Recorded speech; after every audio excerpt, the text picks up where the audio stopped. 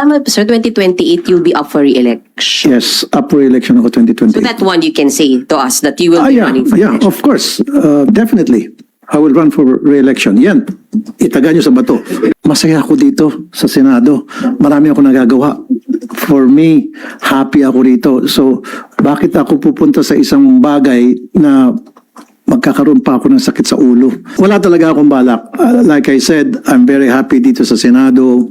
Bakit pa ako pupunta sa isang sitwasyon na hindi ko sure kung anong mangyayari doon. Baka mamaya hindi ko ma-meet yung expectations nila.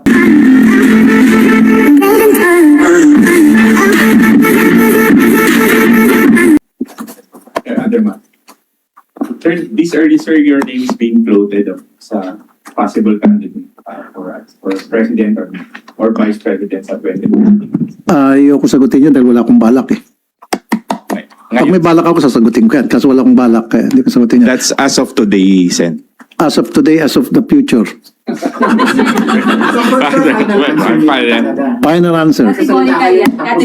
Categorically. Bakit?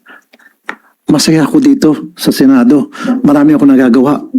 For me, happy ako rito. So, bakit ako pupunta sa isang bagay na magkakaroon pa ako ng sakit sa ulo? Pero sir, mas marami kang magagawa as president. Mas maraming pera, mas maraming powers. Naku po. Dito mas marami ako nagagawa. Marami ako nakakausap ng tao, face to face, nakakausap ko sila, nabibigyan ko solusyon yung kanilang problema. Pag ikaw ay nandun sa taas, dami if you do, dami if you don't. Kung gumawa ka ng tama, mali ka, meron pa rin kukontra sa'yo na mali ka. Hindi ka gumawa, sabihin tamad ka at wala kang pakinabang, etc. So, wala kang pupuntahan doon eh.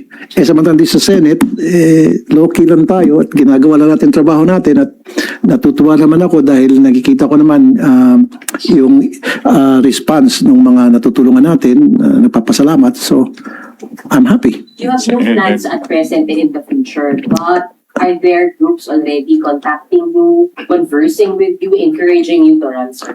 Yeah, of course. Pero I told them upfront, no. Anong offer sa inyo, sir, for president? Ang encourage kayo? No, ko talaga. Yeah, may mga nagsasabi ng pwede ka dito, pwede ka dito. Sabi ko, I'm sorry, salamat sa tiwala, pero no. Flat no agad. Sir, re-election is... Magbago yung isip. I don't think so. I don't think so. Sir, sa ngayon, re-election ang... Yes, yun ang target ko. Ma-re-elect lang ako. Happy na ako. Makapagtrabaho muli. Is VP Sara Tuloy-tuloy. among those who asked you to be VP for her for 2020? No. No. VP Sara did not ask you, did not Never. offer you anything, sir. Never. What about President Marcos, sir? Never. Sure. I'm sure. More than sure. Yung mga nagsabi sa akin, yung nasa private sector yon. Yung kumbaga nagrekomenda lang, pero wala nagsabi na, uy, tumakbo ka, akong bahala sa'yo, tulungan kita, wala. Yun yung mga nakipag-usap sa akin, parang nagrecommend lang, parang suggest. What if? Yon. Tapos sinasabi ko, pasensya na, ayoko. Political party, sir, wala. Basta't mga private individuals. Yun lang yun. Mga nakausap ko. Okay. Kahit pa magkaroon ng signature drive o ano. Wait, Marami kasi gumagawa. No, wala talaga akong balak. Like I said, I'm very happy dito sa Senado. Bakit pa ako pupunta sa isang sitwasyon na hindi ko sure kung anong mangyayari doon. Baka mamaya hindi ko ma-meet yung expectations nila. Ayoko naman na pag-retire ko, uga-uga na ako, may sakit ako, nasa kulungan ako. I don't want that to happen to me. Gusto ko pag-retire ko, malakas pa rin ako, nakakapag-bakasyon-bakasyon, malagaan ko mga apo ko, yung mga ganon. Tama po, sir, 2028 you'll be up for re-election. Yes, up for election ako 2020. So that one you can say to us that you will be running for Yeah, re-election. of course. Definitely. I will run for re-election. Yan. Itaga nyo sa bato. I will run for re-election sa 2028. As senator. Yun.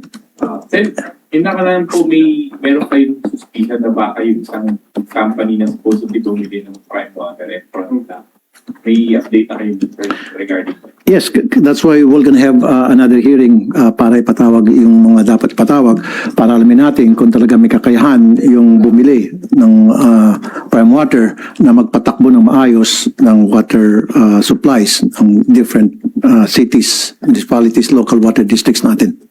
No. Pero check yun ba kung sino yung may-ari kumpanya na yun ang binabanggit niya nasa May mga haka, 100,000? may mga haka-haka, may company na, pero yung main owners, kung sino yung mga personalities behind that, may haka-haka, pero gusto ko may documented bago tayo magsalita, bago tayo magbigay ng definite answers kung who are these people.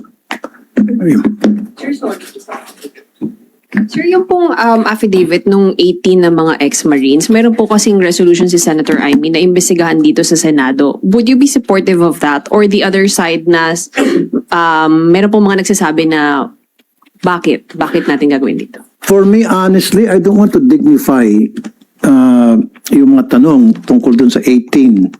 Kasi I've monitored kay Ted Pailon ng atato na yung isang lawyer doon ng 18 Marines na inamin niya na meron siyang plinanta or pinasok or siningit lang doon na tao. Isang pagkakamali na agad yun. Tapos yung sabi ng military, hindi naman daw lahat ay members ng Philippine Marines at meron mga dishonorably discharged, etc. etc. So, ayokong pag-usapan. I don't want to dignify that kind of issue na lang. Ibang issue na lang pag-usapan natin. Sige. Ngayon, I leave it up to dun sa mga gustong mag-imbestiga. Go ahead, imbestiga nyo. Pero ayoko makisawsaw. Sige sir, balik tayo dun sa presidential run. Oo, balik tayo dun sir. Sir, yung sagot niyo pong no at present and in the future, that also goes for Senator Erwin. Nagkakausap kayo about it? Well, for Erwin, I cannot speak for my brother. That I cannot speak for him. Baka magalit sa akin. Tanong niyo na lang siya. Basta't ako, firm na ako dun sa stand ko na now and in the future, hindi ako tatakbo. Pero re-electionist ako, sure. Pero sir, saan po kayo tatakbo? Under admin or independent ba ulit? Independent pa rin ako. Yeah. Pero I will support doon sa nakita kong kandidato na katugma ng aking advokasya. So whether would that be admin or that opposition, depende kung katugma ng advocacy ko, sa nakita ko na sincere talaga sila doon sa mga sinasabi nila at kaya nilang panindigan, then I will support that group or that candidate, whoever that is. So, sa ngayon sir, wala pa nakikitang ganun na kandidata. Well, may mga nagsasabi, hindi pa naman kumpleto. Sino pa nagde-declare? Si BP Sara, si Sen BP Sara lang. Si BP Sara pala. Si well, ito yung masabi ko. Best of luck ang wish ko kay BP Sara at sa lahat ng mga nag-aspire na maging kandidato for the presidency sa 2028. All of them, whether that would be BP Sara, Senator Risa Antiveros, John Vic Revulla, Leni Robredo, sino pa ba? Yung Chis Escudero. Oh my God. Traffic Sir, po. No. Sige lang, sir. I mean, yung mga nababalita, Bam Aquino, Kiko Pangilinan, yeah. Well, kaya nga, Mark Villar, wala. Now, kung sino man sa, lahat sila na magde-declare from my heart, my wish for them is best of luck. Sir, may ano na. May mga Ay. Kawawa naman yung phone.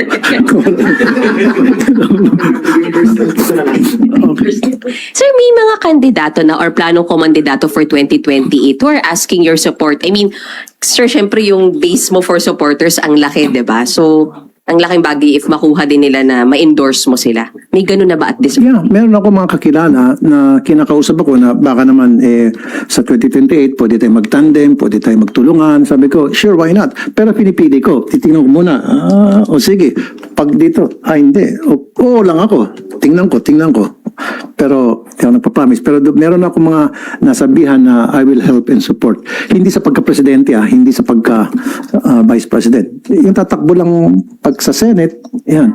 Pero wala pang nag-approach na humingi ng endorsement nyo na tatakbo for president or VP, sir? Zero. Wala pa? Wala. Kahit endorsement lang, sir? Kahit na endorsement, nada. Wala.